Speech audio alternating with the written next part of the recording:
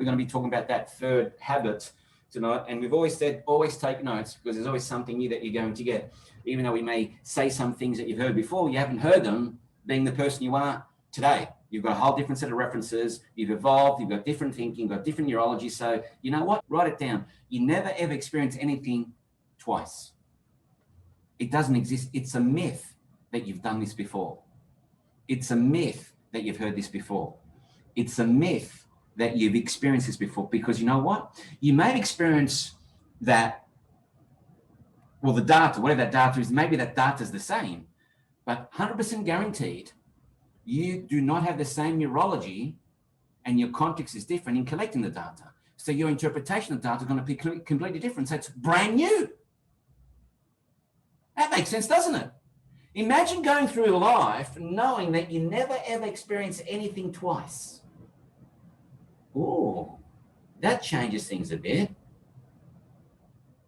I'll do it later. No, later, you're going to be a different person. You might not get the references and the awareness that you need today by doing it now. Touching something once for the first time, that's it. You missed that opportunity. We're going to reflect back like me. I missed an opportunity at that moment. Well, that makes us better for the next moment. So always take notes, even though you may have heard what we're talking about before. So today, I mean, this whole journey that we've been on, we get into the goal setting part of the year. And for us to get through what we got through this year and to think about where you want to head next year, there's certain characteristics that you need to actually focus on, and you needed to actually bring to the fore, maybe bring out of you in order for you to get through it. Because a lot of people just took the foot off the accelerator, and some people are still waiting to see what happens. Let's start with the feeling. What feeling would you like more of next year that you let slide this year? Do you want to bring in more joy in the next 6 to 12 months? Do you want to bring in more happiness, more fulfillment? What about more playfulness, more cheerfulness? What about more fun? Because then you can work out, if that's the feeling you want to bring in, what is it that you need to do in order for you to bring on that feeling? And who is it that you need to be to do what you need to do to create the feeling? Once you've got the feeling, you know what? The extrinsic stuff is just going to be attracted to you. You attract your future to you through how you vibrate and feelings you're feeling. So if you're feeling crap, you're going to be attracting crap in your life. We've got that confirmation bias. It's a servo mechanism, a missile. It's like you're going to get what you focus on. So if you're focusing on crap, you're going to get crap. If you're focusing on the feeling of joy, the feeling of gratitude, the feeling of fulfillment, the feeling of being in awe of the moment that you're experiencing right now, guess what you're going to be bringing more in your life? Those moments for you to be in awe in.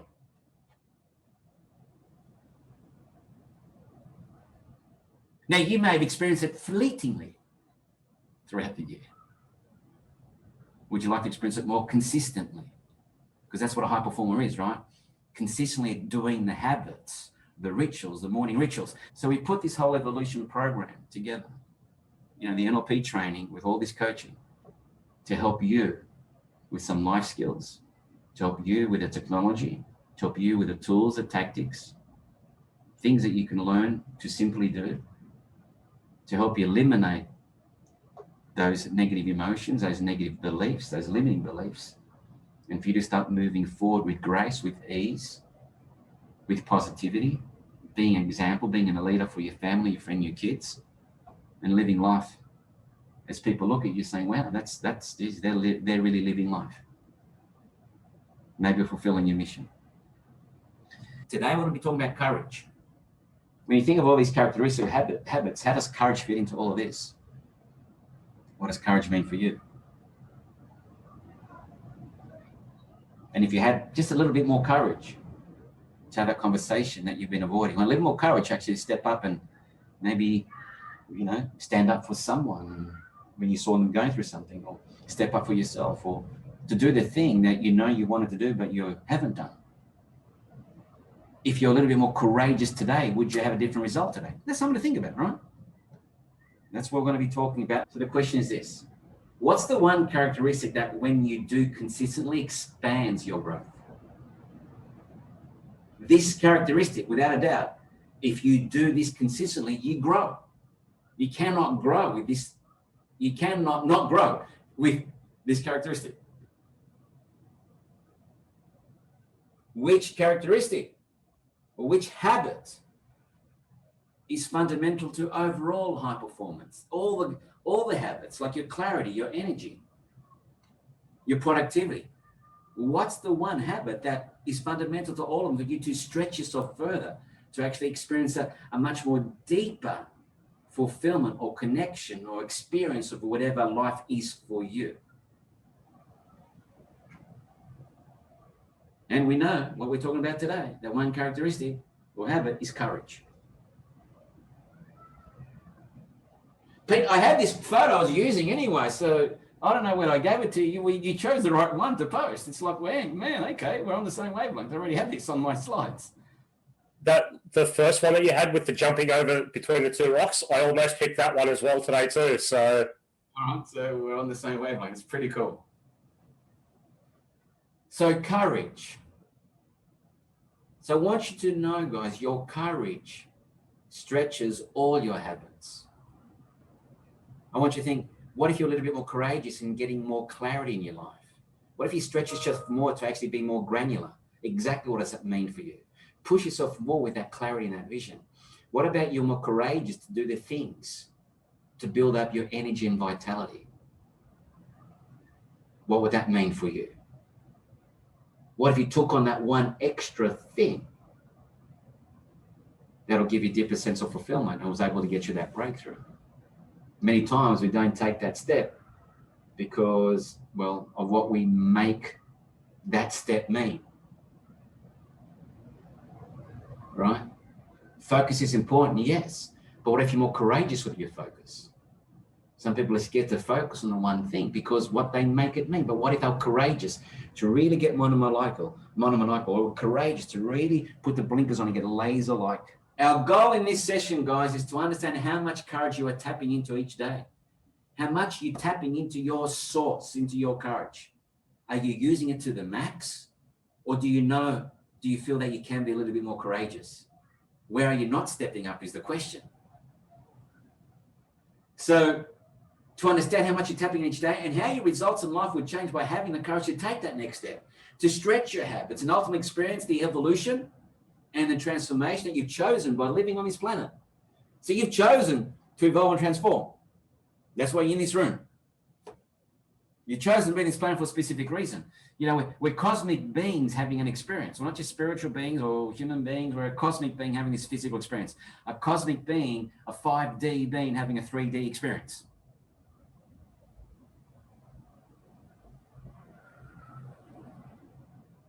And many times we stop ourselves from taking that next step or doing what we know we want to do.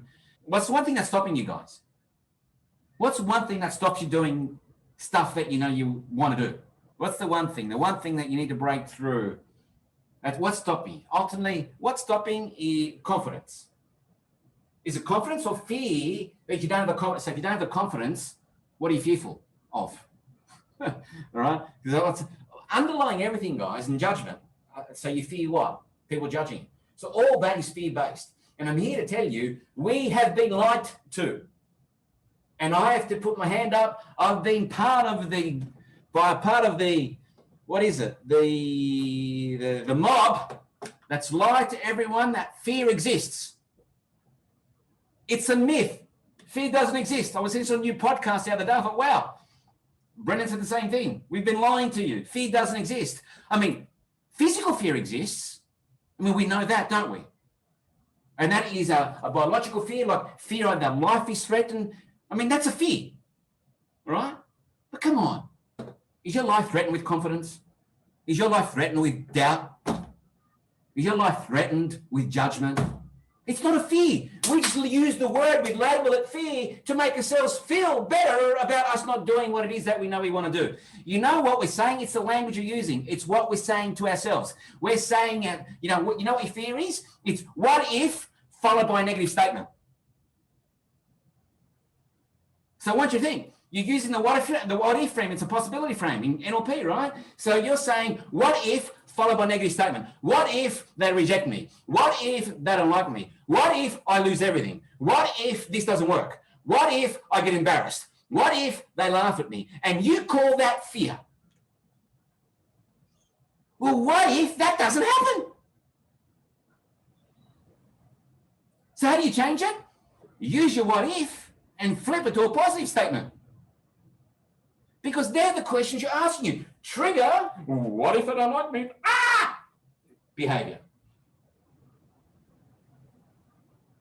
What if it? Trigger, ding. I normally would go, what if? Let me go a different what if. Well, what if I can do this? Different behavior.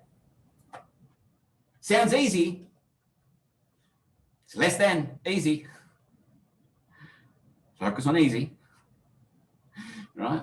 The thing we've got to train on neurology, guys. We didn't get to where we are right now overnight. We're creatures of repetition. We have a neurology. We got an ancient nervous system to deal with. We've got a primitive nervous system, primitive habits and habituals and reflexes. And that's happened because we've done that over and over and over and over and over and over and over. Did I say over and over and over and over again? And we expect to do one quick 30-minute session breakthrough. We've broken through the million times that we've done something over and over and over again with just a half an hour. I'm not saying that's not possible, because anything is not possible. Just have fun with the language. Anything is possible. However, we got to train the neurology again. How do you train it? How do you scratch that record? How do you break that old pattern and install a new neurological process? Incantations, self-talk. They're the things that we've got to be focusing on. So, what is courage? Let's get into courage. What is courage? Let's look at the dictionary definition first. All right. What is courage? Courage, Merriam-Webster's dictionary says, the mental or moral strength to venture, persevere, and withstand danger. Will Robinson, danger, fear, or difficulty. Now that's a dictionary definition. Of course, danger, fear, and difficulty is subjective, is it not? We could think of physical danger, a physical fear that might threaten our existence, so we go to a primitive response. But everything else that you perceive as dangerous or fearful or difficult is subjective based on your references and context and your neurology. In other words, your consciousness. The results you get in your life are a direct reflection of the level of consciousness you bring into your life. The results that you get in your relationship is the direct reflection of the level of consciousness you bring into your relationship. The results you get in your business is a reflection of the level of consciousness you bring to your business. Mastering a business is a spiritual game. Tony Robbins says that. It's the number one journey you take to evolve spiritually.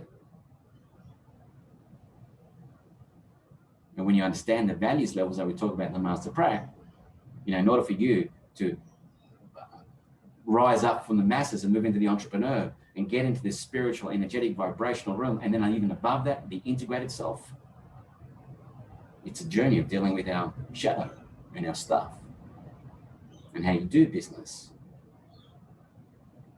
And you're in business for more than just the money. Would I be fair to say, because this is my research, right? I'm asking a question to help me with, changing around some of the messages in my Facebook group.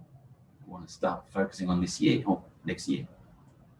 Would I be fair to say that you guys have chosen to not only participate in this group as attendees and participants experiencing the process yourself, but for those who are thinking of going down the pathway of or coaching or helping others, even if it's just family and friends, but you're doing this for more than just the money?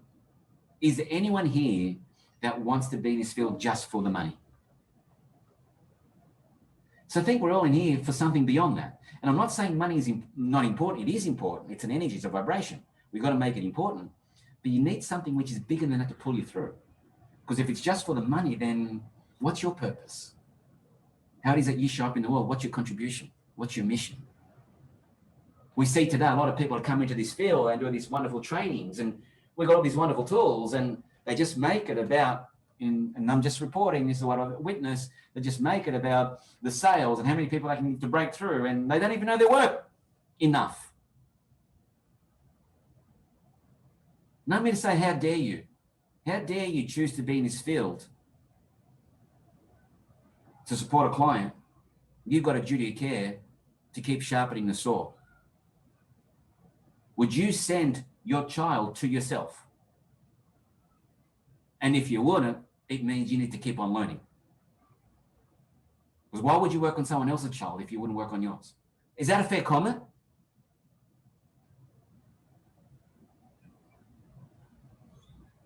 And okay, to what level do you need to master your craft? Well, you keep on learning, but the point is, you have that humble mindset. You know, Robin Sharma says, when you walk in the room, the two things that'll take you a long way in life. Number one, when you walk into the room, be the most humblest person in the room. And be the most ignorant. Because you know what the definition of ignorant is? To not know. Uneducated. So if you walk in not knowing what you don't know, right? And being open to learn something new, then you're not hopping on your high horse of self-righteous indignation as if, I got this stuff.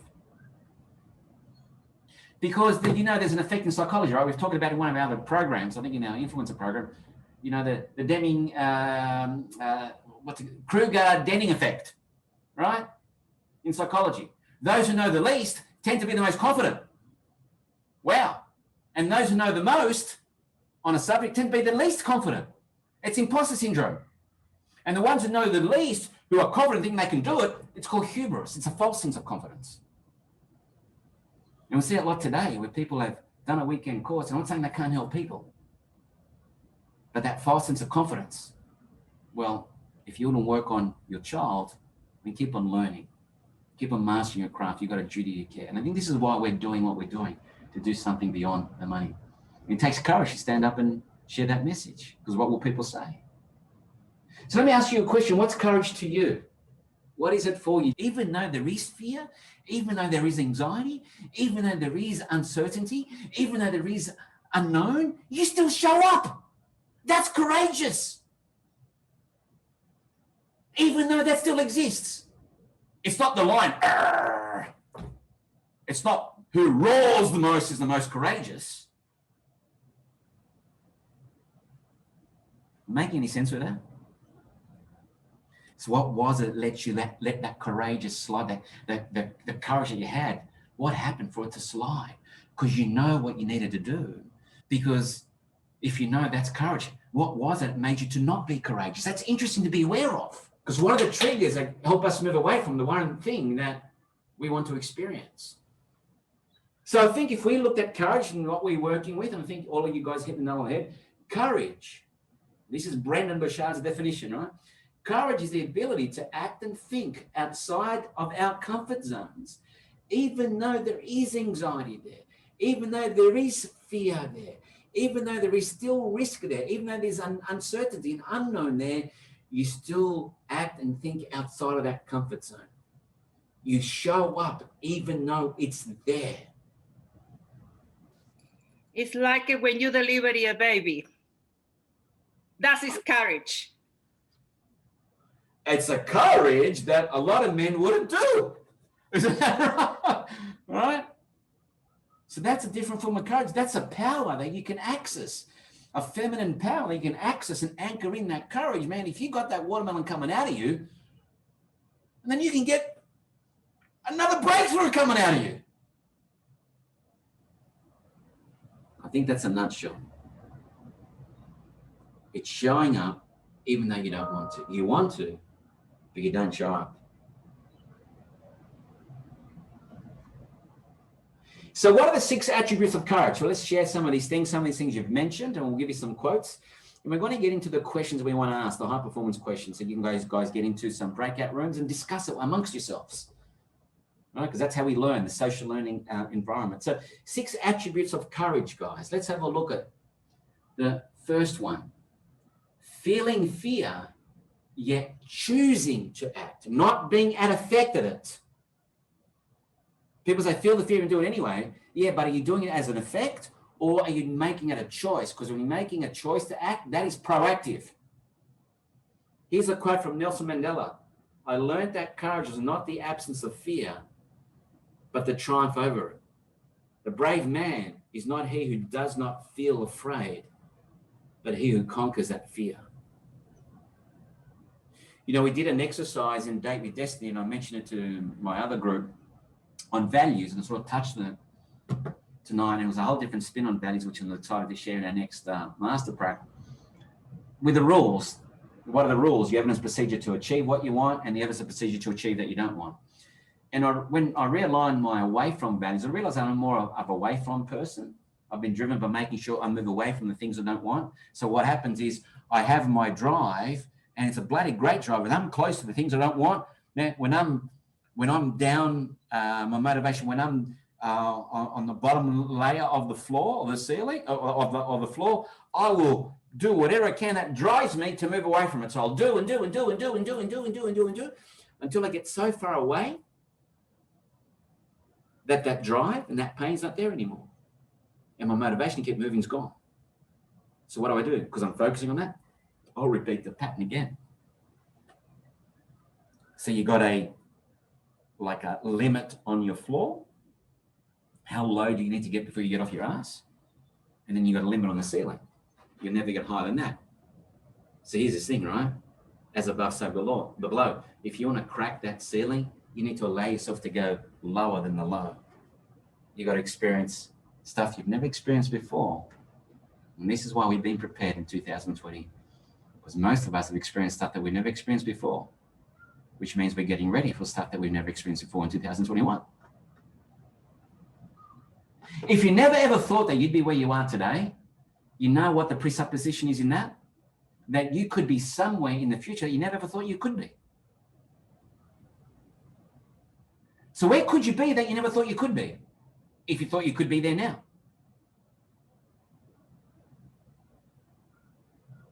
Let me tell you a story. My biggest, when I realigned my values, I realized that anger and blame were the values that I want to move towards, and I was actually not even acknowledging them. And, you know, I went through this process, and, you know, we talk about in our trainings, in the beginning of all our trainings, we talk about the 5 things to thrive. We talk about, you know, we're going through the woods of change. When's the best time to get a map? Before you get into the woods. So we talk about going through the woods. And I realized I've used that metaphor for a reason, because I've been going through my own woods. Now, when you go through the woods, what creatures do you meet in the woods? What are the things that you could be afraid of in the woods? Like there's big bad bears in the woods, right? So I realized that the bears for me was my anger. The bears for me was my fear, my anxiety, my blame, my negative thinking. You need to conquer the fear. You need to conquer the bear. And so Tony Robbins says, okay, you got to give yourself a name that you were before the breakthrough. Well, I'm Arthur Babbler, so AB, I must be an angry bear. So I gave myself a name, Angry Bear. I was an angry bear. So where did I click into my anger in an inappropriate way? I entered the woods. What was my name after I conquered the bear? I called myself Grizzly Adams. You remember Grizzly Adams? He tamed the bear. You love that show, Mary. It's one of my favorite shows growing up too. You know, it's like Grizzly Adams was able to tame the bear and now use the bear, that power, that energy, as a force of good, as opposed to in an inappropriate way. So that's my metaphor, guys. And then when I read that quote, it reminds me of that. So I just want to share that story. Number 2, following your heart.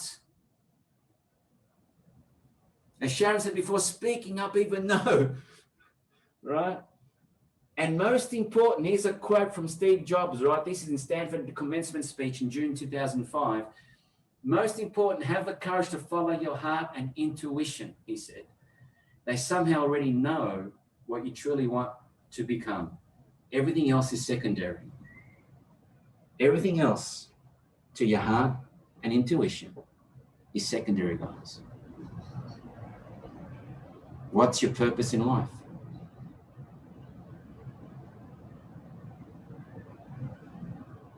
We did a lot of work in Date with Destiny, and I reformulated my purpose in life, and it's a great exercise that we do, right?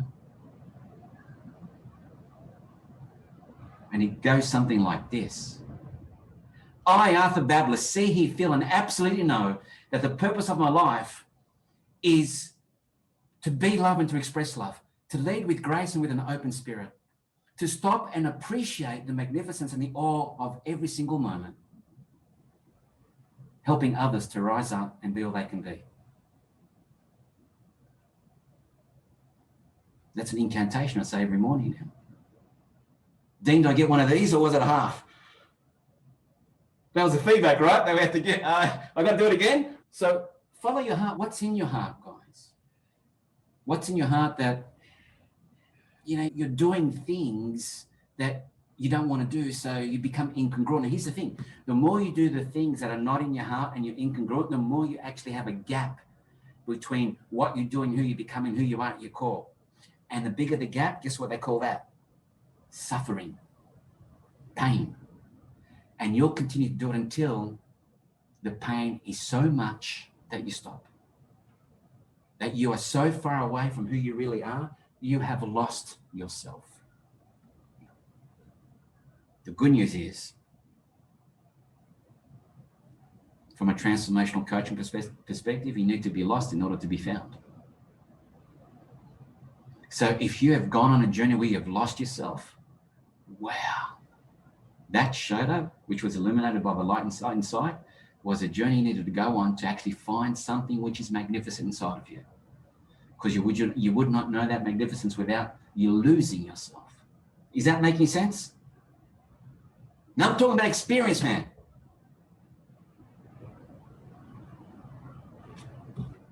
Number 3, persevere in the face of adversity.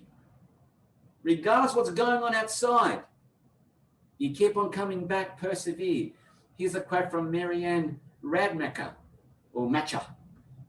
Courage doesn't always roar. It's not the lion. Arr!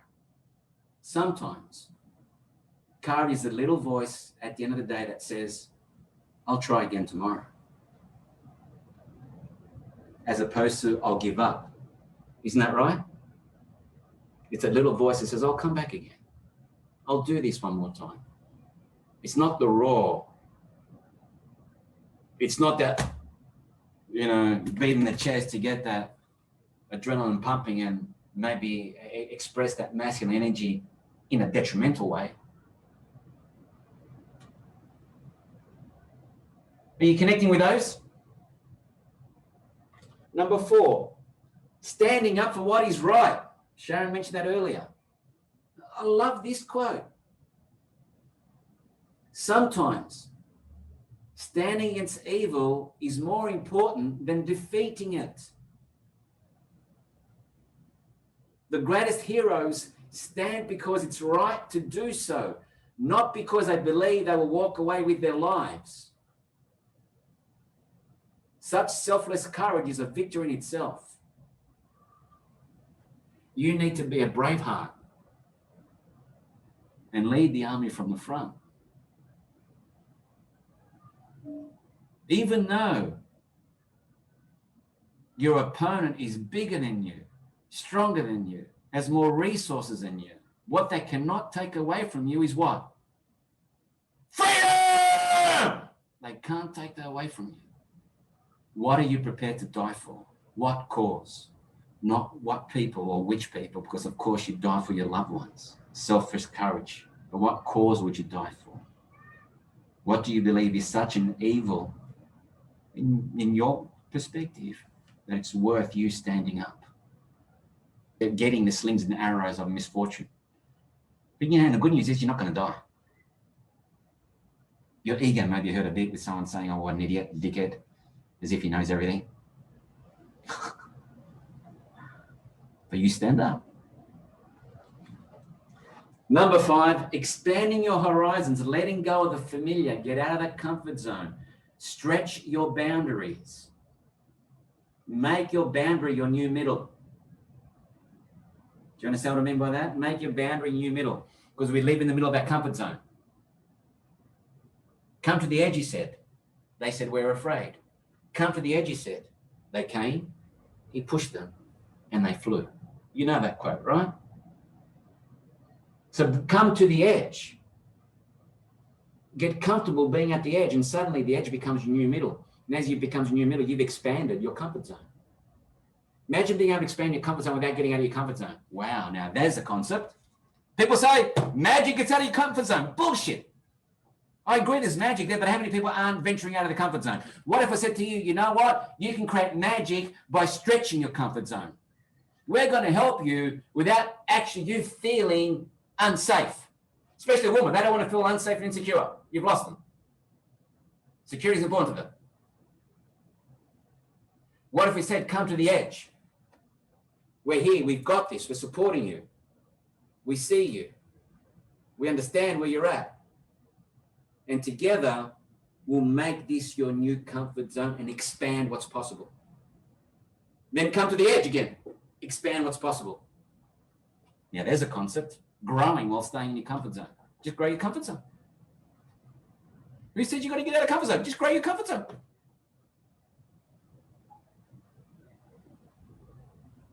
New concept. Man cannot discover new oceans unless he has courage to lose sight of the shore. And the last one, facing suffering with dignity or faith. Because we all go through pain in our life, some sort of loss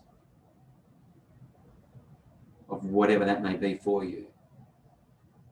Viktor Frankl, in his book, Man's Search for Meaning, says, there's no need to be ashamed of tears, for tears bear witness that a man has the greatest of courage, the courage to suffer.